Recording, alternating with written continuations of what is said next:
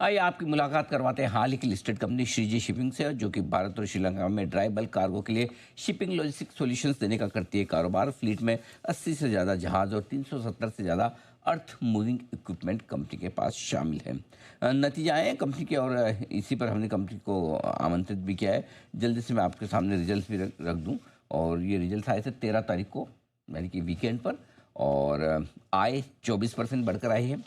कामकाजी मुनाफा 58% बढ़ा है। मार्जिन 29% से 37% के पार निकला। अच्छी बढ़त आई मार्जिन में, और मुनाफे में भी 48% की दमदार ग्रोथ आई। यानी कि हर एक पैमाने पर नतीजे रहे कंपनी के बेहद शानदार। आइए, श्रीजी शिपिंग ग्लोबल के चेयरमैन और मैनेजिंग डायरेक्टर अशोक कुमार हरिदास लाल साहब हमारे साथ कार्यक्रम में हो रहे हैं शामिल, और उनसे करते हैं मुलाकात। वो 28 साल से ज़्यादा का लंबा गहरा अनुभव लाल साहब का है, शिपिंग का भी, लॉजिस्टिक्स का भी। कंपनी के वो प्रमोटर भी हैं, और काफ़ी लंबे समय से कंपनी के साथ शुरुआत से जुड़े हुए हैं। लाल साहब, गुड मॉर्निंग, बहुत बहुत स्वागत है आपका। धन्यवाद हमें समय देने के लिए। नतीजों के बाद लिस्टिंग के बाद पहले नतीजे आए हैं आपकी कंपनी के, काफ़ी मजबूत दिख रहे हैं। जरा समझाएं सर, जो ऑपरेशनल परफॉर्मेंस आई है ईबिटा लेवल पर और मार्जिन पर जो बढ़कर आए 37%, क्या खास वजह रही sir?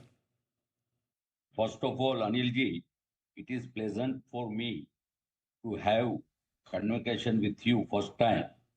So really I'm thank you to you as well as G Business that thank you. giving me an opportunity and invitations to join your channel.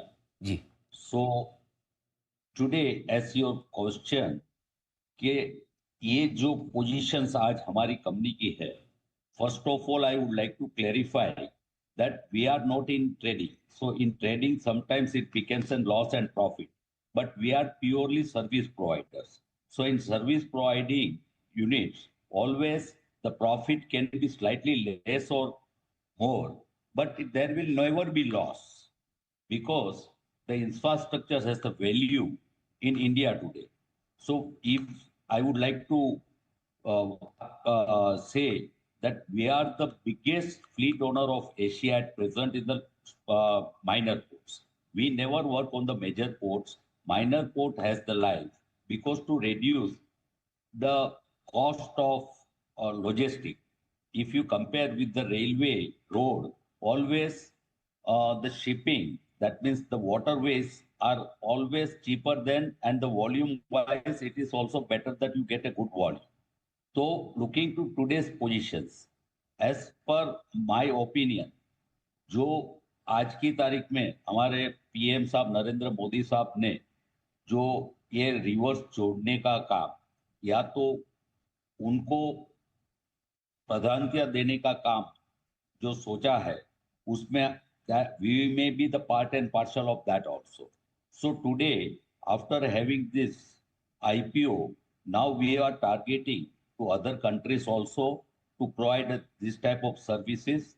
We have already added 2 floating more cranes, and compared to that, when we are talking about the logistics, even Kolkata port, this I would like to proudly say that Kolkata Port Trust has allotted LOI for next 15 years exclusively for lightening the containers. And after that, it has been lightening. The vessel will come to the berth because the cello draft is there.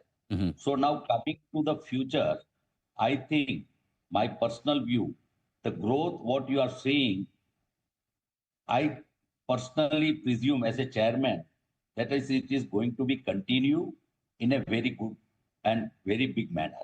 जी, तो लाल साहब, क्या ये समझें कि पहली तिमाही के नतीजे देखने के हिसाब से पूरे साल भर में आप आराम से मुनाफे में पिछले साल के मुकाबले में 50% की ग्रोथ, और टॉप लाइन रेवेन्यू के लिहाज से 30% के आसपास की ग्रोथ आसानी से मेंटेन कर पाएंगे? प्लस ये जो मार्जिन आपके 37% बढ़कर आए हैं, क्या इनमें अभी भी और बढ़ने की गुंजाइश है?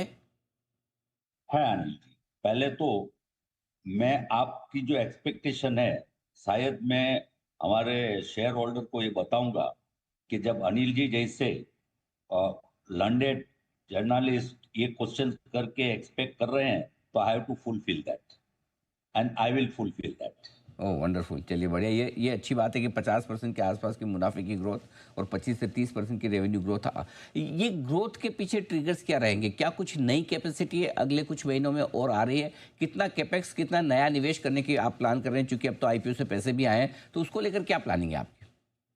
देखिए अनिल जी, पहली तो चीज मैं आपको ये बता दूं कि सिंपल एग्जांपल, छोटे जहाज और बड़े जहाज में फ्रेट का डिफरेंस होता है।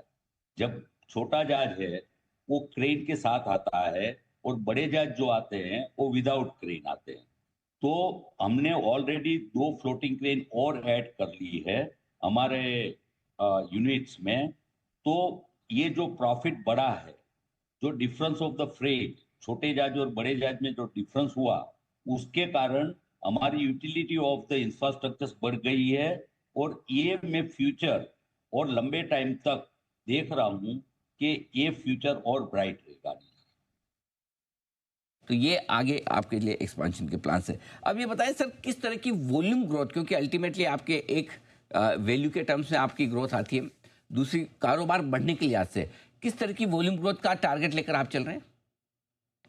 सर पहले तो मैं आपको बहुत खुशी के साथ अनाउंस करना चाहता हूं कि अभी तक हम लोग लाइट रेंज में थे। Now we are entering in a coastal movement. So now we are also negotiating with one biggest steel producer in India.